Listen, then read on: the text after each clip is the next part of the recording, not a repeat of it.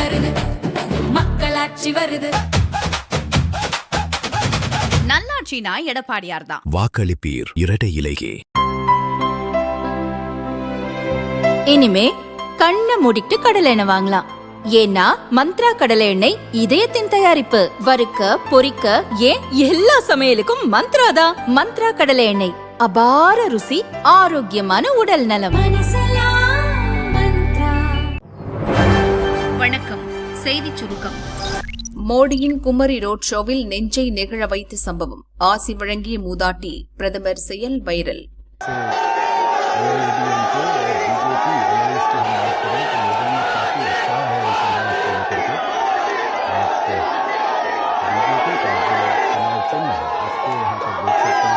கன்னியாகுமரி, நெல்லை, தென்காசி மாவட்ட என்டிஏ கூட்டணி வேட்பாளர்களை ஆதரித்து பிரதமர் மோடி நாகர்கோயிலில் ரோட் ஷோ நடத்தினார். ரோட்டின் இருபுறமும் திரண்டிருந்த மக்களிடம் திறந்த வேனில் சென்று மோடி ஆதரவு திரட்டினார். மோடியுடன் அதிமுக பொதுச் செயலாளர் பழனிசாமி, பாரதிய ஜனதா மாநில தலைவர் நயினார் நாகேந்திரன் இருந்தனர். மோடியை பார்த்ததும் மக்கள் பாசமழை பொழிந்தனர். வழிநெடுக மலர் தூவி உற்சாகமாக வரவேற்றனர்.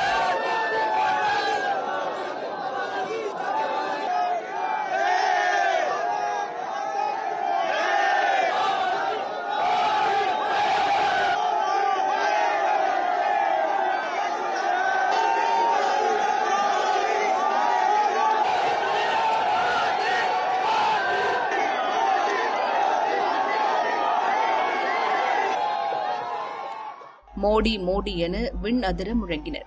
பிரச்சார வேனில் ஏறுவதற்கு முன்பு திரண்டிருந்த மக்களிடம் மோடி நடந்தே சென்று ஆதரவு திரட்டினார்.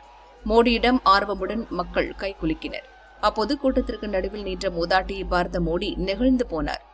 நெருங்கிச் சென்று மூதாட்டியின் கைகளை பற்றிக் கொண்டு சிரம் தாழ்த்தி அவரிடம் ஆசி பெற்றார்.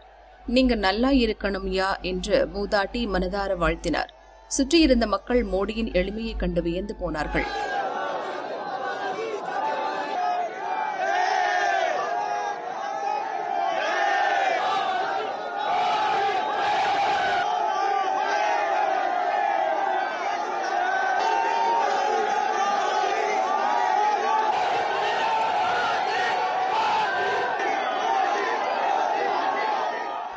மோடி ரோட் ஷோ துவங்கும் முன்பு அவரை பழனிசாமி, நாகேந்திரன், அண்ணாமலை, பொன் ராதாகிருஷ்ணன் உள்ளிட்டோர் வரவேற்றனர். அம்பேத்கர், எம்ஜிஆர், அண்ணாதுரை ஆகியோருக்கு மோடி மரியாதை செய்தார். கன்னியாகுமரி, திருநெல்வேலி, தென்காசி ஆகிய 3 மாவட்ட வேட்பாளர்களும் அங்கு வந்திருந்தனர். அவர்கள் ஒவ்வொருவருக்கும் தனித்தனியாக மோடி வாழ்த்து தெரிவித்தார்.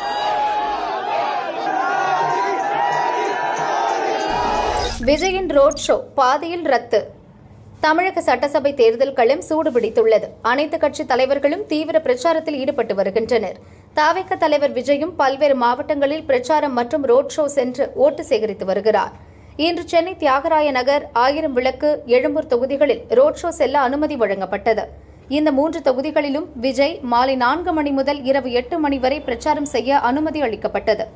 அதன்படி விஜய் முதலில் தியாகராய நகரில் தவிக வேட்பாளர் ஆனந்தை ஆதரித்து ஓட்டு சேகரித்தார். வேனில் நின்றபடி ரோட் ஷோ சென்ற அவர் சாலையின் இருபுறமும் திரண்டிருந்த மக்களை நோக்கி கையசைத்தபடியே சென்றார். இதைத் தொடர்ந்து 1000 விளக்கு வேட்பாளர் ஜேசிடி பிரபாகர், எழும்பூர் தொகுதி வேட்பாளர் ராஜ்மோகனை ஆதரித்து ஓட்டு சேகரித்தார். இறுதியில் வேப்பேரி பகுதியில் ஓட்டு சேகரித்துக் கொண்டிருந்த விஜய் புரைசைவாக்கம் பகுதிக்கு செல்லாமல் வீட்டுக்கு புறப்பட்டார். இரவு 8 மணி வரை நேரம் இருந்த நிலையிலும் விஜய் தனது பிரச்சாரத்தை பாதியிலேயே முடித்துவிட்டு வீடு திரும்பினார். விஜய் வருவார் என காத்திருந்த பொதுமக்கள் கடும் ஏமாற்றமடைந்தனர். விஜயின் பிரச்சாரம் ரத்து செய்யப்பட்டதால் அனைவரும் கலைந்து செல்லும்படி தவிக மாவட்ட செயலாளர் பூக்கடை குமார் அறிவுறுத்தினார். திட்டமிட்ட வழித்தடத்திற்கு பதில் வேறு வழித்தடத்தில் சென்றதால் பிரச்சாரம் ரத்து செய்யப்பட்டதாக தகவல் வெளியானது. அதேபோல் கரூர் சம்பவத்துக்கு பிறகு இரவு பிரச்சாரத்தை விஜய் தவிர்த்து வருவதாகவும் கூறப்படுகிறது. ஆபாசமாக திட்டி தாக்கிய திமுகவினர். மனமுடைந்த பெண் விபரீத முடிவு. இப்பவே இந்த ஆட்டம். அண்ணாமலை கண்டனம். திருச்சி மண்ணச்சநல்லூர் திமுக வேட்பாளர் கதிரவனின் ஆதரவாளர்கள் தொகுதி வாக்காளர்களுக்கு டிஃபன் பாக்ஸ் உள்ளிட்ட பரிசு பொருட்களை வழங்கியதாக தெரிகிறது. பிச்சாண்டார் கோவில் ஊராட்சிக்கு உட்பட்ட வாழக்கட்டை பகுதிகள் இளம்பெண் ஒருவருக்கு மட்டும் பரிசு கிடைக்கவில்லை. இது பற்றி அந்த பெண் கேட்டுள்ளார். ஆனால் திமுகவினர் அந்த பெண்ணை ஆபாசமாக திட்டியதுடன் தாக்கியதாகவும் தெரிகிறது. மனமுடைந்த நிலைகள் வீடு திரும்பிய இளம்பெண் நேற்றிரவு தூக்கிட்டு உயிரை மாய்த்துக் கொண்டார். அவரது மரணத்துக்கு காரணமானவர்களை கைது செய்ய வலியுறுத்தி திருச்சி சேலம் நெடுஞ்சாலைகள் உத்தமர் கோவில் பாலம் அருகே உறவினர்கள் மறியல் செய்தனர். வாகன போக்குவரத்து பாதிக்கப்பட்டது.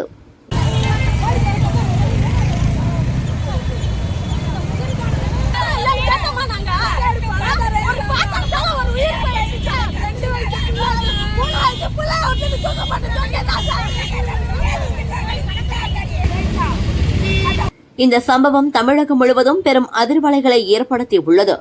பாஜக மாநில முன்னாள் தலைவர் அண்ணாமலை, தவேக தலைவர் விஜய் உள்ளிட்டோர் இந்த சம்பவத்திற்கு கண்டனம் தெரிவித்துள்ளனர்.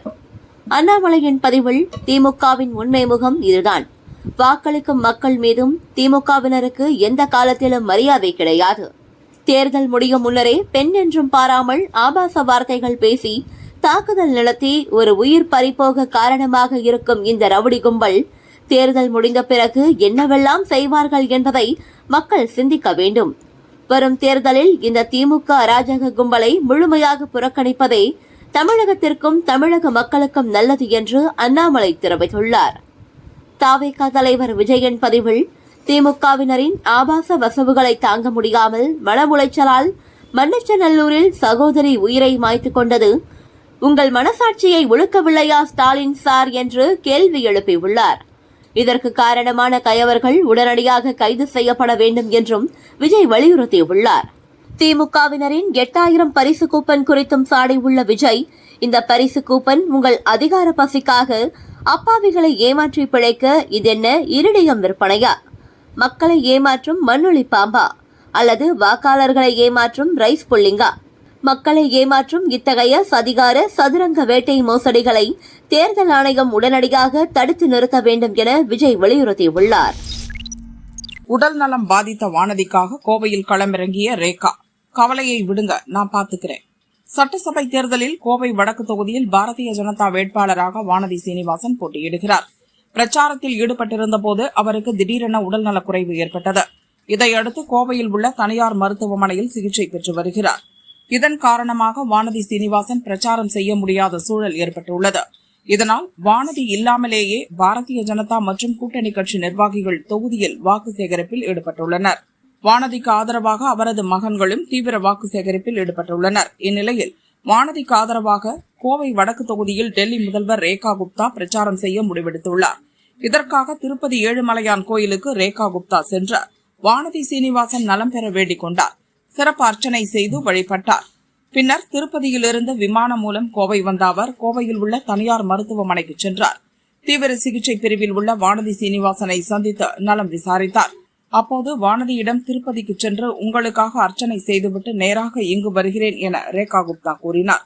நீங்கள் விரைவில் குணமடைய வேண்டும் என்பதே அனைவரது பிரார்த்தனை. கவலைப்படாதீர்கள், உங்கள் சார்பில் நான் கோவை வடக்கு தொகுதியில் தீவிர பிரச்சாரம் செய்வேன் என உறுதியளித்தார். உங்களுக்கு வெற்றி நிச்சயம், கவலைப்படாதீர்கள், நான் பார்த்துக் கொள்கிறேன் என ஆறுதல் வார்த்தைகளை கூறினார். அதைத் தொடர்ந்து கோவை வடக்கு தொகுதியில் வானதிக்காக ரேகா குப்தா ஓட்டு சேகரித்தார். உடல் நலம் பாதிக்கப்பட்டுள்ள வானதிக்காக டெல்லி முதல்வர் ரேகா குப்தா களமிறங்கி பிரச்சாரம் செய்ய கோவை வந்திருப்பது பாரதிய ஜனதா மற்றும் கூட்டணி கட்சியினருக்கு புதிய உற்சாகத்தை அளித்துள்ளது. அதே நேரத்தில் அரசியல் வட்டாரத்தில் நெகிழ்ச்சியை ஏற்படுத்தியுள்ளது.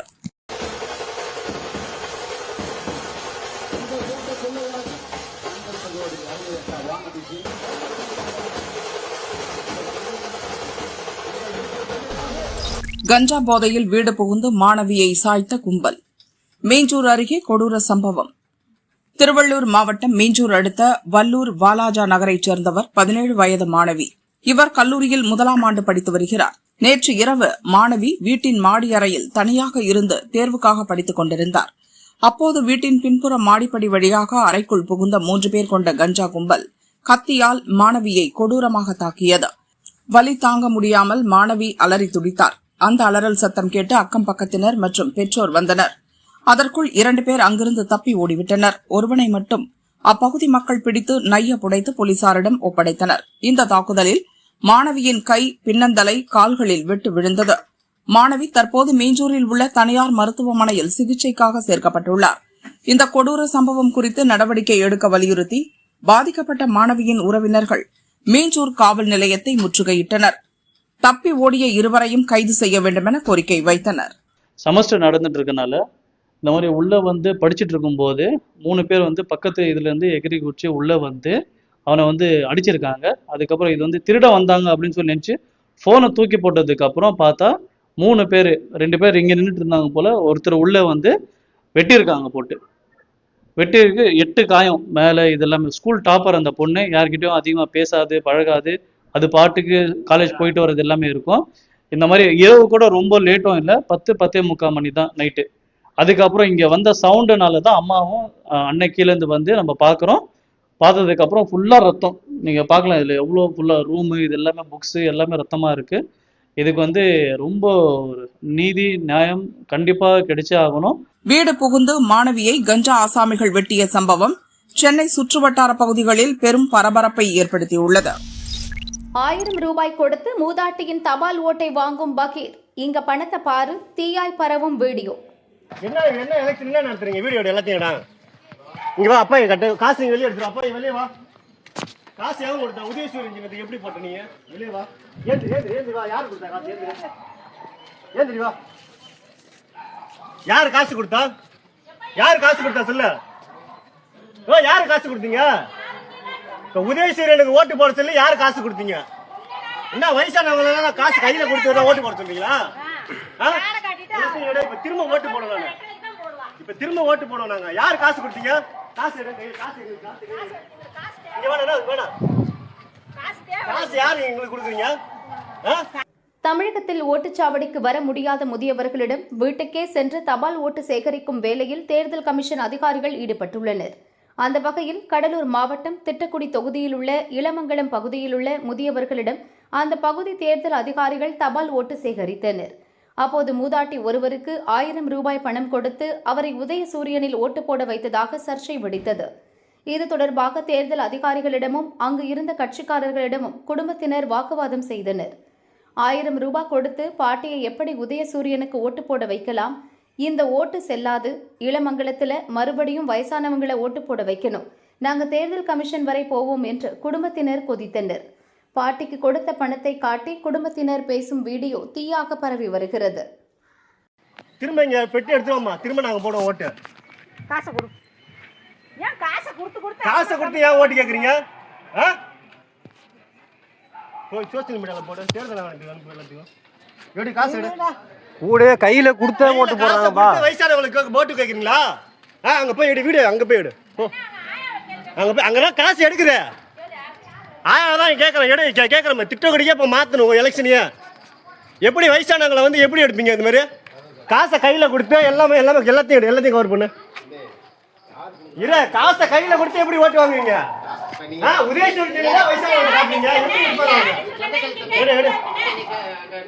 இல்லை நாங்கள் அனுப்பிக்கிறோம். நாங்கள் எங்கே அனுப்ப என்ன அப்படி என்ன ஓட்டு வாங்குறீங்க? பணத்தை கொடுத்து பணம் யாராவது கேட்டோமா? நாங்கள் அந்த பெட்டி எடுத்துட்டு திரும்ப நாங்கள் ஓட்டு போடுவோம்.